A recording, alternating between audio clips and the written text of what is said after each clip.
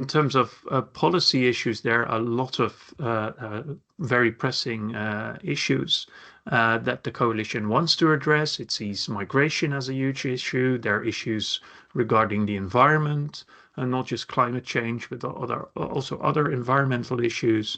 And then there are issues in terms of housing and in healthcare. So in terms of policy, there are lots of issues. But I think there's also a lot of political issues for this coalition, because for the first time, the radical right-wing populist party, PVV, is now part of the government coalition. And that's difficult for some of the parties that they're cooperating with. They would prefer not to be in a coalition maybe with Wilders, but agree to do it nevertheless, because the PVV, the Freedom Party, became the largest party in the last election. So they saw it as a sort of that they should at least try to form this government and see whether it works. But there's a huge tension on issues like the rule of law, whether you respect judicial decisions, whether you respect the right of minorities in politics. So there's a lot of tension within this coalition already, because especially this Freedom Party wants to restrict migration to the largest extent possible, while some of the other parties would really also like to take some restrictive measures, but really want to stay within the bounds of the law and international treaties. So there's that tension, and that has led to a construction where the prime minister is not a member of the largest party, but is a sort of non-party person. But that makes his position very difficult as well. So it makes that his political mandate is much weaker. He's not the leader of the largest party, but a non-political figurehead. And even today, there are now discussions going on about international politics, and some of these parties in this coalition saying that these European loans to strengthen defense should not be happening. And the Netherlands would then be the only country, apart from Hungary, not to agree to do this, which put the prime minister in a very difficult situation, and he's unhappy with that. So there's another round of crisis talks going on. So there's lots of tensions built into this coalition from a political angle.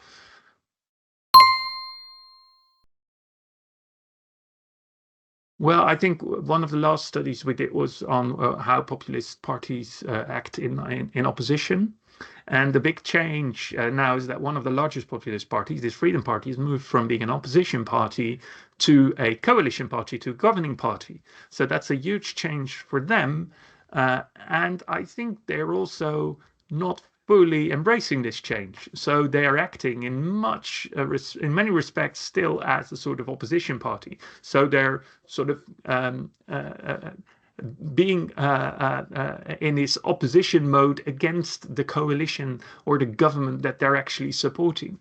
So there's lots of issues where Wilders says, the leader of this Freedom Party, says, well, but we're never going to support what the government is proposing. So that's kind of language that you would expect from an opposition party. So they haven't fully made this shift, and I think they also don't intend to, because the appeal of this kind of party also stems from this sort of oppositional anti-establishment mode. So they don't belong to the establishment. They are outsiders. They want to attack the establishment. So that anti-establishment is a big part of that populism. So they always want to sort of try and keep that and sort of be with one foot in the government and one foot in the opposition. And especially in terms of the rhetoric, they're very much pursuing that still. In terms of voting for government proposals, whatever they agreed on in a coalition agreement, they will support. But if it's not in that agreement, they say, well, we'll just pursue our own agenda. So in terms of a feeling of loyalty towards this coalition, that seems much less than under sort of a typical majority coalition that we would have had before. So I think that's a major change in how this biggest populist opposition and now governing party is behaving, but maybe is not as big as a change as you would normally have when parties move from opposition to government.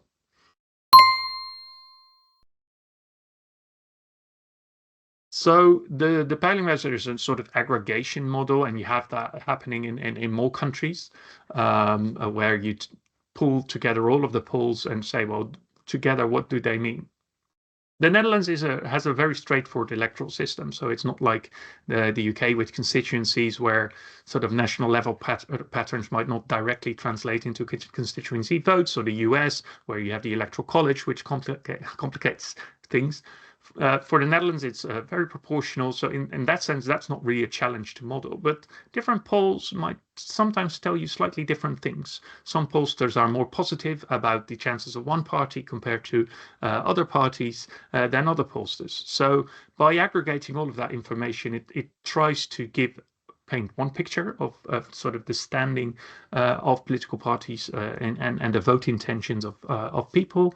And I think a very important second objective of the Peilingwijzer is to also emphasize the uncertainty that's associated with polls.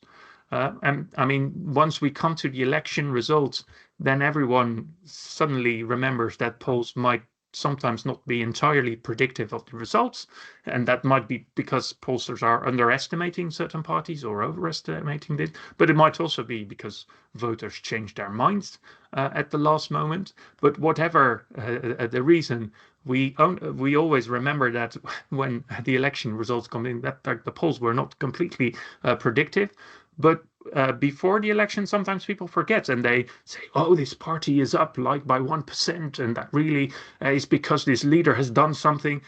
And then I'm saying, like, with 1%, that's within the margin of error. So don't make these things bigger than they really are. So really emphasizing the uncertainty that is associated with polling measures is, I think, is an important secondary thing that the Peilingwijzer does, and to really show and put more emphasis on the longer term trends of parties, because I think polls are very useful to do that, vote intention polls. But they're not so useful or they're not very good at registering very minimal changes in the support of parties, or if one party is like 1% higher than another party, they're basically equal. And I think that kind of message and how should you interpret polls, we try to get that across better in the Peilingwijzer than is traditionally done when reporting the results of opinion polls.